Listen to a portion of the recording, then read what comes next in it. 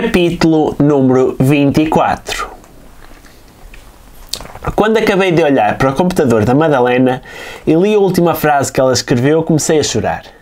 Não consegui deixar de me sentir responsável por tudo o que aconteceu naquela noite. Depois de termos prestado declarações na polícia, eles foram fazer uma ronda por algumas zonas onde pensavam que ela podia estar. Mas o que é que se passa? Eu não parava de fazer perguntas ao meu pai, mas ele devia achar que eu ainda era muito novo para perceber. Só ao fim de algum tempo e com muito custo é que nos explicou. É uma coisa que às vezes põe no copo das pessoas das discotecas. A droga da violação? Perguntei muito alarmado. Ele olhou para mim como se achasse estranho aos 16 anos eu saber da sua existência. Mas conheces isso? Perguntou intrigado. Sim, a GHB é um líquido que os violadores põem nos copos de pessoas nas discotecas quando não estão atentas. É uma substância que não tem cheiro nem sabor e faz com que percam os sentidos, as forças e a memória. Depois são violadas. À medida que eu explicava em detalhe ao meu pai o que era uma date rape drug, cada palavra fazia-me ter a noção de que, apesar de saber da sua existência, nunca me ocorrera ter cuidado com ela. Andámos por vários bairros dos subúrbios de Lisboa com a polícia à procura da Madalena, mas não havia rastro dela. Por volta das 9 da manhã, eles receberam indicação de que tinha sido encontrada dentro de um prédio a dormir na entrada. Foi levada de imediato para o hospital e nós dirigimos-nos para lá. O meu pai deu-nos boleia, mas foi-se logo embora. Tinha um torneio de golfe nessa manhã e já estava atrasado. Com uma enorme ansiedade, chegámos à sala de espera. Queríamos ver a Madalena. Não nos deixaram. Apenas os pais puderam entrar. Quando saíram, a mãe não parava de chorar, apesar de dizer que ela estava bem. A Madalena ficou no hospital alguns dias depois de ter feito vários testes para saber se tinha sido violada e de que maneira. A polícia foi lá para ela prestar declarações, mas avisaram logo que ia ser muito complicado encontrarem o tal homem. Só ao fim de 4 dias é que eu estive com ela pela primeira vez, quando ela foi para casa, na tarde a seguir ao primeiro dia de aulas. No colégio, ninguém sabia o que acontecera. Havia rumores de que naquela festa acontecera alguma coisa estranha, mas em concreto havia poucas indicações. Uns diziam que houve um assalto, outros uma orgia coletiva. Uma vez mais, fizemos um pacto de silêncio. De outro modo, as pessoas iriam dizer mal da Madalena pelas redes sociais, de ser uma puta e de se ter posto a jeito. E foi nessa tarde que a vi pela primeira vez que a abracei com muita força. Queria pedir-lhe desculpa por tudo. Por tê-la pressionado a estar com outra rapariga, o que a levou a que consumisse coca, por a ter abandonado na pista de dança, o que levou a que ela fosse violada. Quis que ela me contasse tudo, mas não me senti com coragem para lhe o pedir. Sentámos-nos no sofá ao lado um do outro, em silêncio. Aos nossos ouvidos apenas chegava o som do pêndulo do enorme relógio que estava na sala. Em cima da mesinha, mesmo à nossa frente, encontrava-se o computador portátil da Madalena. Ela tinha estado a escrever. Preciso de contar o que aconteceu. Preciso de desabafar. Até agora não tive coragem de o fazer com ninguém, revelando todos os pormenores. Fiz-lhe uma festa na cara, ela fez um sorriso fechado e eu não consegui compreender se ela me culpava ou se ainda era do trauma pelo qual passara. Podes contar-me, independentemente do que tenha acontecido. Não te consigo dizer. Escrevi tudo no computador. Quero que leias. Debruçou-se sobre a mesa e meteu o portátil em cima do meu colo. De seguida, levantou-se e começou a dirigir-se para fora da sala. Onde vais? Prefiro que leias sem a minha presença. E saiu da sala. E eu comecei a ler. Cada linha que passava pelos meus olhos ia-me deixando mais angustiado. Tudo acontecera tão perto de mim. Tanta coisa podia ter sido feita de outra forma e que levaria a que aquela situação nunca tivesse acontecido. Li o texto repetidamente. A cada vez que o fazia, percebia um pouco mais sobre a nossa relação, sobre o vazio que esta tinha sido. Leste?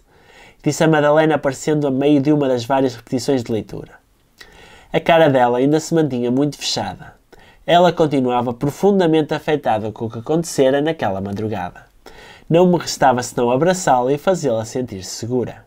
Tentei, mas ela fez um gesto que significava não querer ser tocada naquele momento. Preciso dizer uma coisa.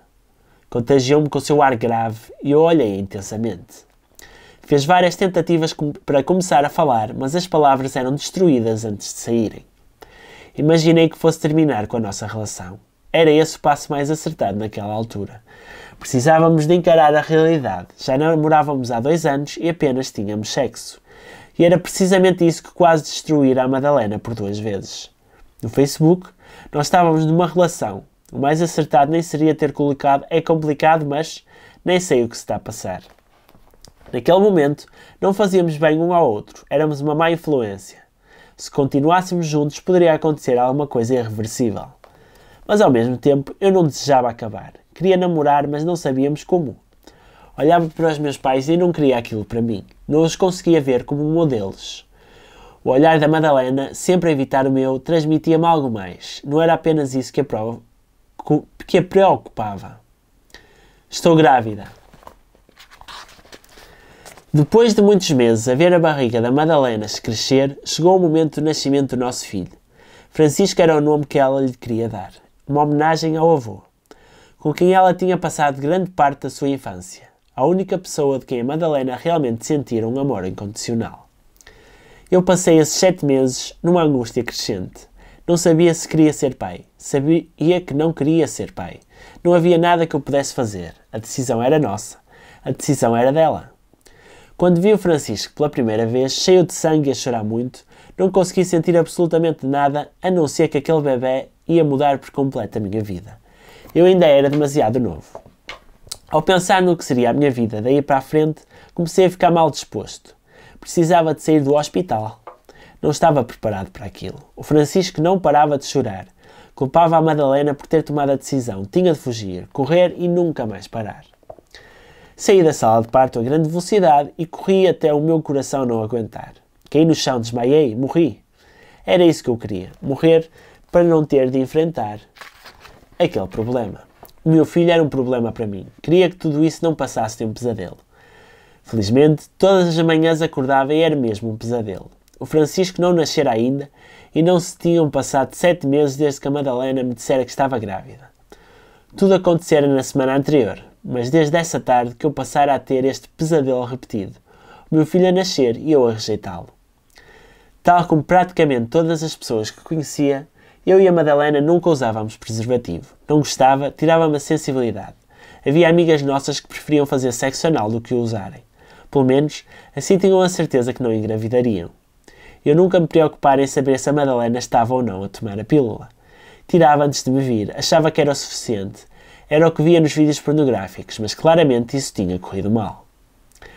Assim que a Madalena acabou de me contar que estava grávida, não vi qualquer emoção na sua cara. Não consegui perceber se queria ou não a criança, ou se me estava a contar à espera que eu aceitasse aquele filho, se desejava que eu fosse pai aos 16 anos.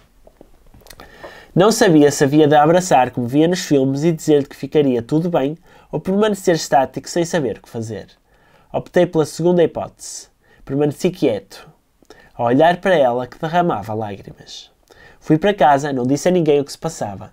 Sentia que se eu não contasse era como se o problema não existisse, mas todas as noites era-me relembrado. "O que é que ela vai fazer?" perguntou o Diogo, quando uns dias mais tarde tive de lhe contar porque não aguentava mais. "Não sei, mas não lhe perguntaste?" Não, não tinha perguntado. Aliás, pouco falei com ela nos dias a seguir. Liguei-lhe algumas vezes, mas não dizia mais do que 3 palavras por chamada. Achei que ela precisava de espaço, ou então, essa era a desculpa que eu inventara para não ter de lhe perguntar se tomar alguma decisão. Eram 8 da noite de um sábado quando recebi um telefonema da Isabel. A sua voz era de pânico e a roçar a histeria. "Vem para cá, já, depressa!" Ouvi o que ela disse como sendo a mesma palavra. Não consegui perceber nada, mas entendi que era algo grave. Ela começou a sentir-se mal, a perder muito sangue. "Fala mais devagar. A Madalena, depressa, vem!" A Madalena tinha sido levada de urgência para o hospital. Algo de muito mal estava a acontecer-lhe. Pela minha cabeça passavam imagens de filmes que tinha visto em que há problemas na gravidez. A mãe é levada para o hospital e acaba por morrer por ser nova demais. Cheguei ao hospital sem saber para onde me dirigir. Peguei no telefone para ligar à Isabel, mas mal conseguia pegar nele. As minhas mãos não paravam de tremer. Ao fim de algumas tentativas, finalmente consegui fazer a chamada. 4º piso. "O que aconteceu?" perguntei mal a vi. "Não, isso pergunto-te a ti. Já sabes o que aconteceu?" "Ela só me contou hoje", respondeu-me a Isabel. "Sim, sei", respondi um pouco confuso, ao ver que a Isabel estava mais preocupada com a gravidez da Madalena do que com ela estar no hospital. Há um bocado, estava em casa dela quando me contou tudo. Até que começou a chorar, a dizer que não queria ir, queria ficar. Estava branca, pálida, e subitamente desmaiou. Enquanto chamava pela Madalena, vi sangue a escorrer. Telefonei para o 112 e viemos para aqui. Mas ela estava bem, berrei impaciente. Não me interessava saber como a Madalena tinha ido parar ao hospital, só queria saber se ela estava bem. Não sei, disse a Isabel num tom novamente agudo. Estás aqui sozinha? Os pais dela? Telefonei-lhes, vieram os dois e o médico passou por aqui há bocado e levou-os lá para dentro. A mãe dela só culpava o pai por tudo o que tinha acontecido. Aquilo não fazia qualquer sentido. Porque é que a mãe da Madalena iria culpar o pai pelo que acontecera? Ela disse que se ele não tivesse tomado aquela decisão, a Madalena não teria o ataque de pânico que lhe podia custar a vida. Mas qual decisão? Perguntei. Então, mas tu não disseste que sabias? Da gravidez? Grávida? Disse a Isabel espantada. Grávida? Sim, a Madalena está grávida. Isabel olhou para mim achando que eu estava a mentir. Tentou abrir a boca por várias vezes, mas as palavras não lhe saíam. Eu pensei que ela tinha tido o ataque de pânico por causa da decisão do pai. Era isso que ela me estava a dizer quando desmaiou. A decisão? Mas qual a decisão? Não sei se devo ser eu a contar-te o que se está a passar. Isabel, estás a brincar, não estás? Não. Se a Madalena não te contou lá, deve ter as suas razões. Isabel, importas-te de me contar o que se está a passar? Se calhar é melhor esperares que ela acorde e ela depois diz-te. As respostas da Isabel estavam a irritar-me cada vez mais. Importas-te de me contar o que se passa? Disse aos berros. De imediato as pessoas à nossa volta olharam na minha direção. A Madalena vai-se embora, respondeu-me timidamente. Vai-se o quê? Vai-se embora de Portugal. O que é que queres dizer com isso? O pai dela foi colocando na embaixada no 6 país asiático, e eles vão-se embora daqui a 2 semanas. Na altura, não sabia o que este ia ser um momento de mudança na minha vida. Quando a Isabel me contou apenas, tive uma enorme vontade de chorar. O que veio a acontecer uns minutos mais tarde. Senti um encontrão com força no corpo e percebi que fora a Isabel a passar, mal vi os pais da Madalena ao fundo do corredor. A mãe chorava de forma compulsiva, amparada pelo pai que também tinha a cara muito pesada. Subitamente a Isabel começou a chorar com muita intensidade, abraçando-se à mãe dela. A Madalena, morta, o funeral. Estas foram as 3 imagens que começaram a correr pela minha cabeça, sempre na mesma ordem, e sempre intercaladas com flashes dela a ser violada, a consumir coca e a foder comigo e com os 2 estranhos. Não conseguia deixar de me sentir culpado. A Madalena morrera. Olhei para os pais dela que me observavam e não os consegui encarar. Tive de sair dali. Virei as costas e comecei a correr muito depressa, tal como no pesadelo. Só parei quando não aguentei mais. Não morri, não desmaiei. Apenas vomitei, misturado com um choro angustiante. Eu sabia que tinha de voltar lá para cima. Eu sabia que tinha de encarar o que acontecera. Faltava-me a coragem. Precisei de a ganhar. Lentamente, regressei para o interior do edifício e subi pelas escadas para adiar o mais possível o confronto com a situação. Ao fundo do corredor, vi os 3 sentados na sala de espera num sentimento de grande dor.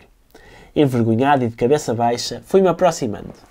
A Madalena, foram apenas estas as palavras que consegui dizer. Vai ter de ficar a descansar uns dias. A Madalena não morreu? Era o que eu queria perguntar, mas não foi necessário. Perdeu muito sangue, estava a ter o aborto espontâneo. Sorri por dentro, por fora mantive a mesma cara. A Madalena perdera a criança, já não seria pai. A quantidade de sentimentos contraditórios que me passavam pela cabeça fizeram-me esquecer que ela se ia embora de Portugal. Aí voltei a sentir a angústia. Precisava de falar com a Madalena. Naquele minuto, comecei a dirigir-me pelo corredor de onde vira os pais dela aparecerem e abri uma a uma as portas de todos os quartos. À quarta tentativa, via deitada numa cama a receber soro. Entrei lentamente para não a acordar, mas, assim que ela ouviu passos, olhou na minha direção e sorriu. Tentou esticar o braço, mas não conseguiu. Fui a correr para ela e abracei-a com muita força. Tenho de te contar uma coisa, disse-me soluçando. Eu já sei o que se passa. Não é sobre a criança. Sim, vais-te embora, disse com lágrimas a escorrerem pela cara. Já sabes? Perguntou surpreendida. Quem te contou? A Isabel. E agora? Perguntou-me como se eu soubesse a resposta àquela pergunta. A única certeza que eu tinha é que a partir daquele momento deixaríamos de ser namorados. Aquilo que uns dias antes era uma opção, naquele momento era uma certeza que não foi tomada por nós. Nas análises que a Madalena fizera por causa da violação, tinha sido descoberto que estava grávida e que tinha vestígios de cocaína. Há já algum tempo que os pais estavam em Portugal à espera de uma colocação noutra embaixada. Recentemente, o pai recebeu uma oferta para um país asiático menor e recusara. Mas depois de saber os resultados das análises e de sentir que a vida da filha podia estar a entrar numa espiral perigosa, decidiu aceitar para saírem daqui o mais depressa possível. Foram embora 3 semanas depois. Uma mais do que previsto, porque a Madalena ainda não se encontrava totalmente recuperada para embarcar num avião e fazer uma viagem de várias horas. A que horas combinamos para irmos ao aeroporto? Perguntou-me o Diogo na véspera do embarque. Eu não vou. Tu não quê? Não conseguia ir. Sentia que a minha vida estava a modificar-se de uma maneira demasiado complexa, que tinha de ficar quieto porque qualquer coisa que eu fazia tinha consequências negativas. Eu queria ficar fechado no meu quarto sem que ninguém me chateasse. Desde aquela noite lá em casa, quando os meus pais me contaram que se passava com o dinheiro que eu fiz apenas isso. Ficar fechado no quarto a esquecer que estava vivo. Nem sequer estive com a Madalena nos seus últimos dias cá. O Diogo continuava a não perceber porque é que eu não ia ao aeroporto. Mas estás parvo? Nem a ele tinha contado o que acontecera. Sentia vergonha. Sabia que a minha vida ia modificar-se por completo. Eu não estava preparado para tantas mudanças e tão rápidas.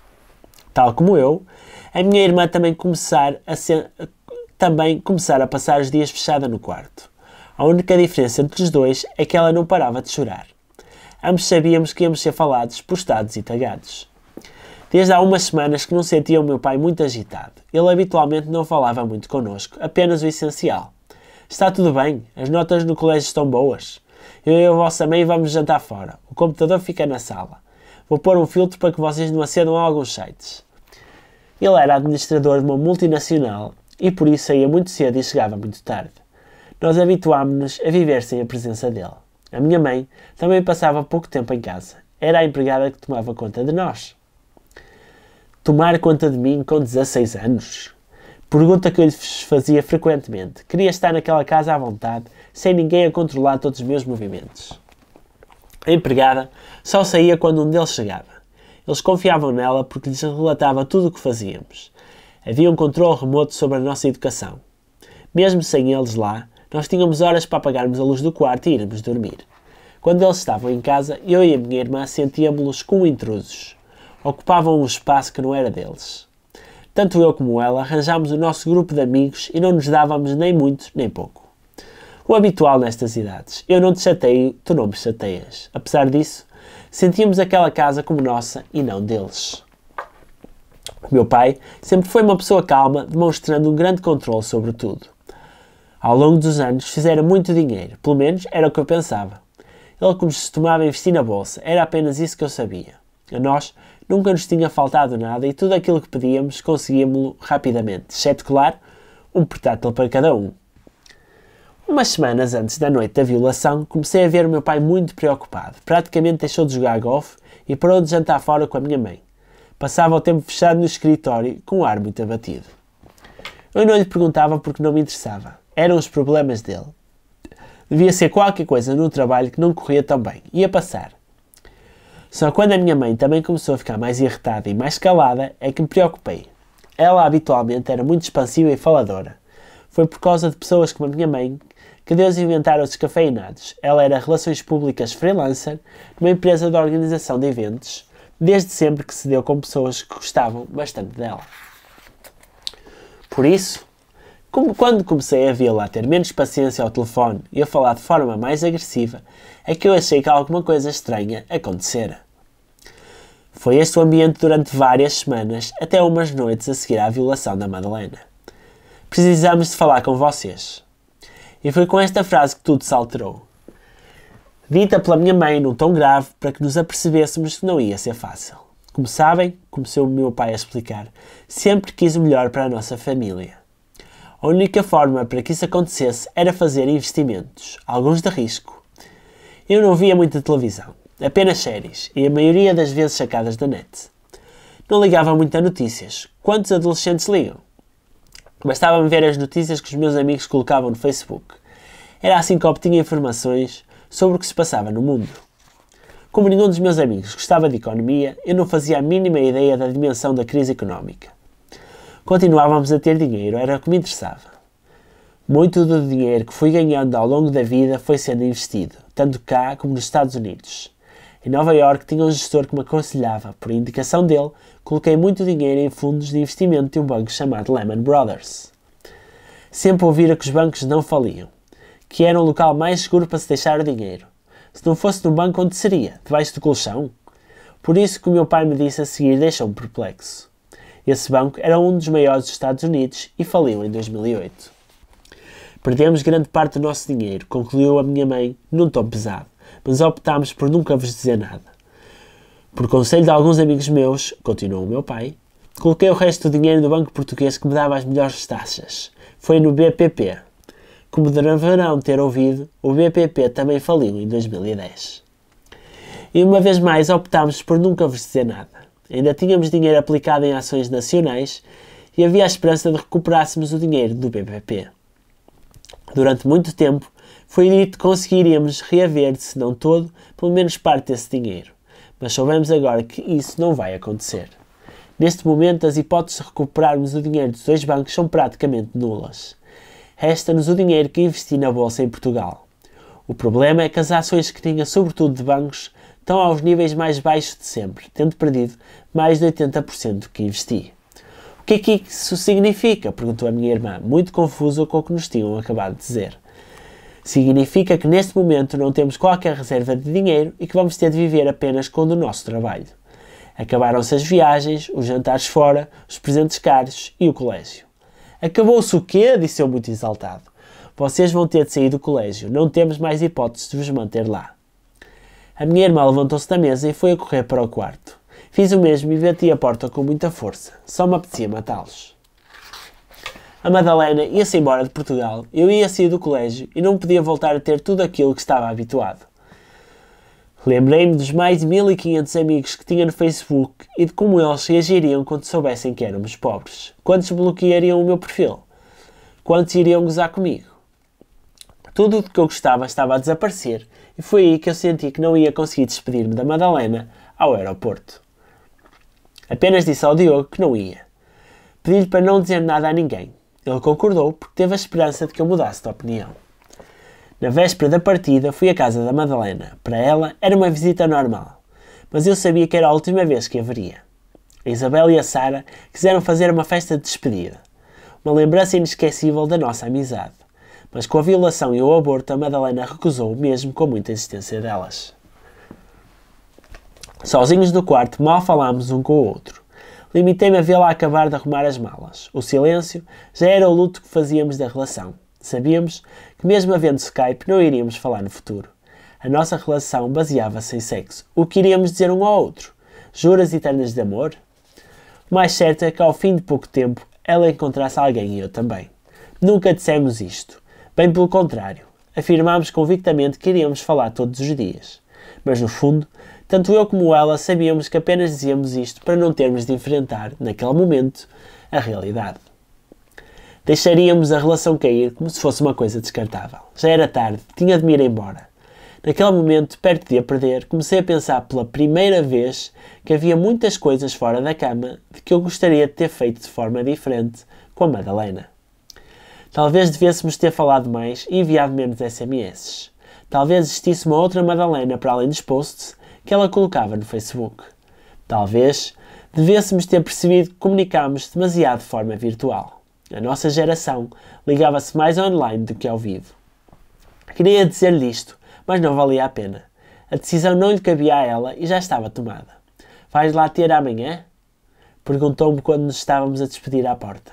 Sim, claro, respondi com um sorriso triste. Eu sabia que não ia estar. Aquela seria a nossa despedida. Um até amanhã da parte dela e um adeus para mim. Demos um beijo na boca e esta foi a última vez que eu a vi.